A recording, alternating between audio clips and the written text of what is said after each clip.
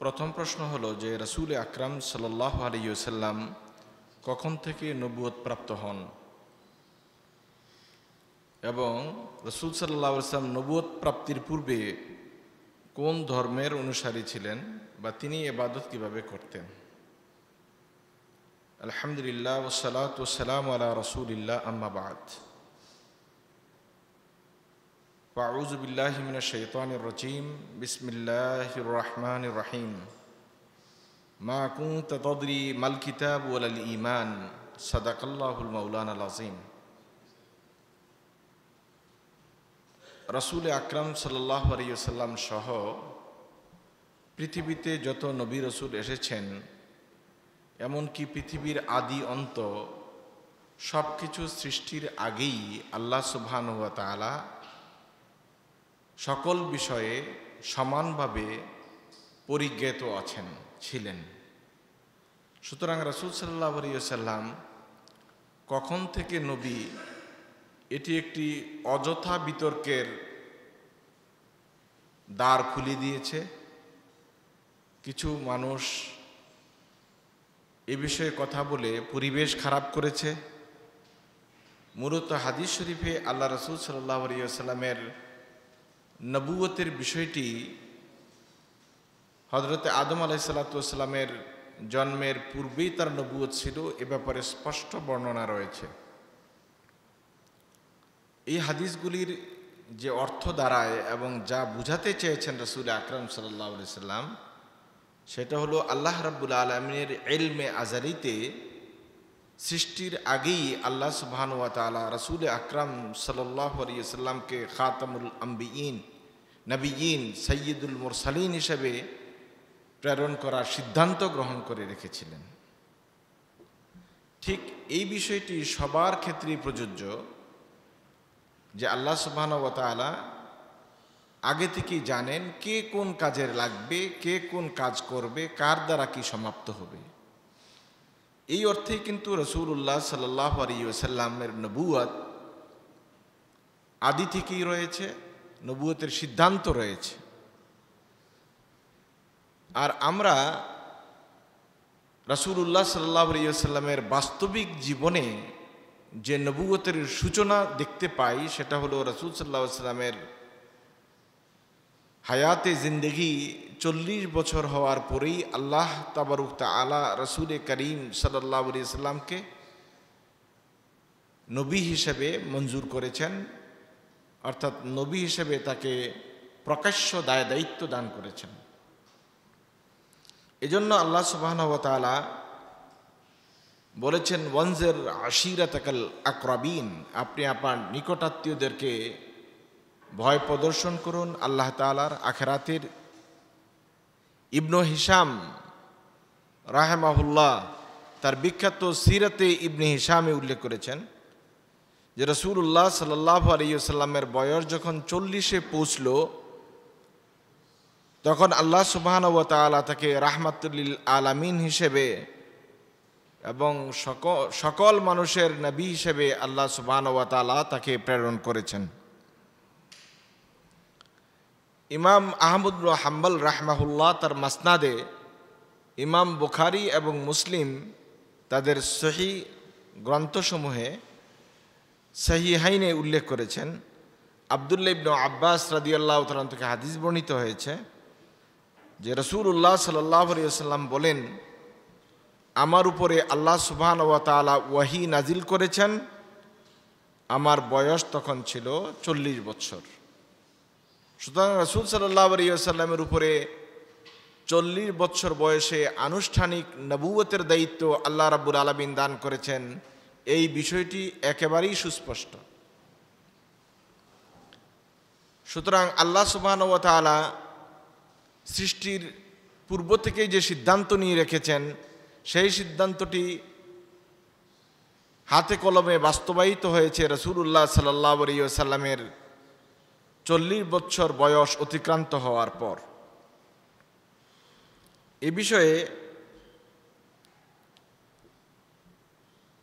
সফিউল্লাহ মুবারকপুরি রাহিমাহুল্লাহ তার কিতাব আর রাহিক আল মাখতুমে সংক্ষিপ্ত অথচ খুবই গুরুত্বপূর্ণ একটু আলোচনা করেছেন। তিনি বলেছেন যে অনেক খোঁজাখুঁজির পরে, চিন্তা গবেষণার পরে যে বিষয়টি আমার কাছে স্পষ্ট হয়েছে যে রাসূলুল্লাহ সাল্লাল্লাহু আলাইহি ওয়াসাল্লাম 21 রমাদান রাতে সোমবারে নবুয়ত প্রাপ্ত হয়েছেন এবং সেটি ছিল 10ই আগস্ট 610 খ্রিস্টাব্দ। 10ই আগস্ট 610 খ্রিস্টাব্দে রাসূলুল্লাহ সাল্লাল্লাহু আলাইহি ওয়াসাল্লাম প্রথম নবুয়তের দায়িত্ব পেয়েছেন এবং এই আয়াতটি তখনই নাজিল হয়েছিল, ইকরা বিস্মি রাব্বিকাল্লাযী খলাক। সূরাতুল আলাকের এই 5টি আয়াত আল্লাহ রাব্বুল আলামিন একটানা নাজিল করেছেন প্রথমবারে রাসূল আকরাম সাল্লাল্লাহু আলাইহি ওয়াসাল্লামের উপরে তার নবুয়তের উদ্বোধনী সময়, যেটার চন্দ্র মাসের হিসাব যদি করা হয় তখন রাসূল সাল্লাল্লাহু আলাইহি ওয়াসাল্লামের বয়স ছিল 40 বছর 6 মাস 12 দিন। আর সৌর বৎসরের হিসাবে রাসূলুল্লাহ সাল্লাল্লাহু আলাইহি ওয়াসাল্লামের তখন বয়স ছিল 39 বছর 3 মাস 22 দিন। রাসূল সাল্লাল্লাহু আলাইহি ওয়াসাল্লামের নবুয়তটা শুরু হয়েছিল ইকরা বিস্মি রাব্বিকাল্লাযী খালাক দিয়ে, আর রিসালাতটা শুরু হয়েছিল ইয়া আইয়ুহাল মুদ্দাসসির কুম ফাআনজির ওয়া রাব্বাকা ফাকাব্বির, এই আয়াত দিয়ে। এই রিসালাত এবং নবুয়তের মধ্যে সময়ের পার্থক্য উলামায়ে কেরাম বিভিন্ন বর্ণনা করেছেন। সর্বোচ্চ সময় বর্ণনা করা হয়েছে যে এই দুইটি আয়াতের নাজিলের মধ্যে ব্যবধান ছিল 3 বছর। ইমাম ইবনু ইসহাক রাহিমাহুল্লাহ এই মত উল্লেখ করেছেন, আর ইমাম ইবনু কাসির রাহিমাহুল্লাহ বলছেন 2 বছরের সময়ের ব্যবধান ছিল। ইবনু আব্বাস রাদিয়াল্লাহু তাআলা বলছেন কয়েক দিনের ব্যবধান ছিল। যাই হোক, রাসূলুল্লাহ সাল্লাল্লাহু আলাইহি ওয়াসাল্লামকে প্রথম নবুয়ত দেওয়া হয়েছে, তারপরে রিসালাত দেওয়া হয়েছে। আর এটাকে আল্লাহ তাআলা স্পষ্টীকরণ করেছেন রাসূল সাল্লাল্লাহু আলাইহি ওয়াসাল্লামের যখন বয়স 40 ছিল। আল্লাহ রাসূল সাল্লাল্লাহু আলাইহি ওয়াসাল্লাম নবুয়ত প্রাপ্তির পূর্ব বয়সে, অর্থাৎ জন্ম থেকে শুরু করে 40তম বৎসর পর্যন্ত পদার্পণ করা পর্যন্ত রাসূল আকরাম সাল্লাল্লাহু আলাইহি ওয়াসাল্লাম দ্বীনে হানিফ অর্থাৎ ইব্রাহিম আলাইহিস সালাতু ওয়াসাল্লামের দ্বীনের উপরে ছিলেন এবং তিনি সেভাবেই ইবাদত করতেন।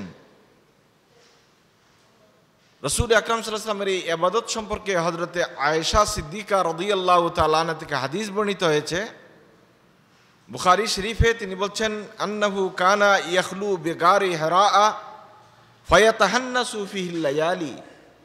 হযরত আয়েশা সিদ্দিকা রাদিয়াল্লাহু তাআলা আনহা গারে হেরায় যেতেন এবং সেখানে আল্লাহ রাসূল সাল্লাল্লাহু আলাইহি ওয়াসাল্লাম আল্লাহ তাআলার ইবাদতে মশগুল থাকতেন।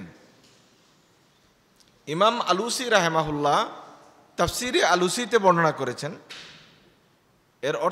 এর অর্থ হলো রাসূলুল্লাহ সাল্লাল্লাহু আলাইহি ওয়াসাল্লাম সেখানে ইবাদতে মগ্ন থাকতেন, আর তার ইবাদতটা ছিল মিল্লাতে ইব্রাহিমের উপরে। যেহেতু অন্য একটি বর্ণনায় এসেছে, যে ইবনে হিশামের বর্ণনায় এসেছে ইয়াতাহান্নাসুর জায়গার শব্দটার পরিবর্তে ইয়াতাহান্নাফু। ইয়াতাহান্নাফু মানে আয়াত্তাবিউল হানিফিয়াতা মিল্লাতা ইব্রাহিম, ইব্রাহিম আলাইহিস সালাতু ওয়াসাল্লামের হানিফি ধর্মের উপরে হযরতে রাসূল আকরাম সাল্লাল্লাহু আলাইহি ওয়াসাল্লাম ইবাদত পরিচালনা করেছেন।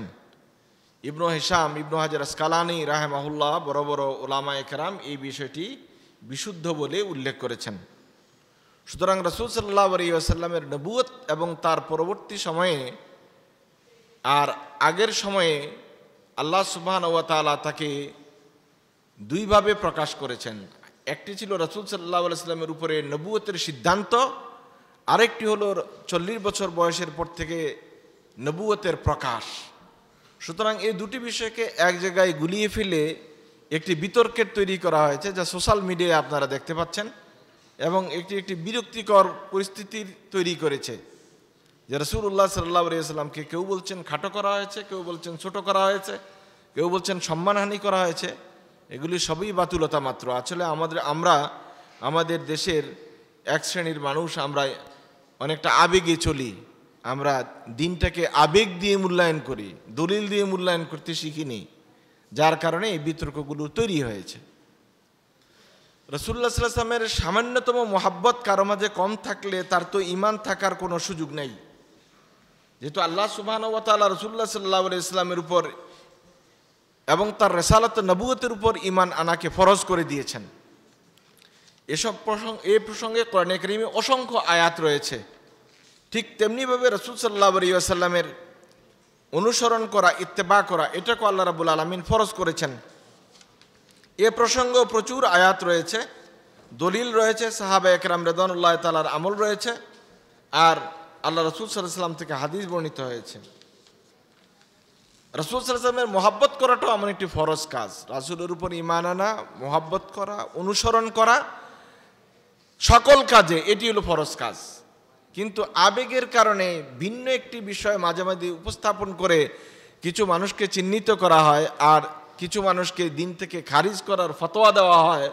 অথচ যারা ফতোয়া দিচ্ছেন তারা কতটুকু দিন পালন করেন এটা হলো মূল্যায়নের বিষয়। নিজেদের দোষ ঢাকতেই হয়তো অন্যদের ঘাড়ে দোষ চাপানোর এই প্রবণতা। এই বিষয়গুলি আল্লাহ তাআলা আমাদেরকে বুঝার তৌফিক দান করুক এবং রাসূল সাল্লাল্লাহু আলাইহি ওয়াসাল্লামের পূর্ণ আনুগত্যশীল উম্মত হিসেবে আল্লাহ তাআলা আমাদেরকে কবুল করুক। আমরা সবাই বলি আমিন।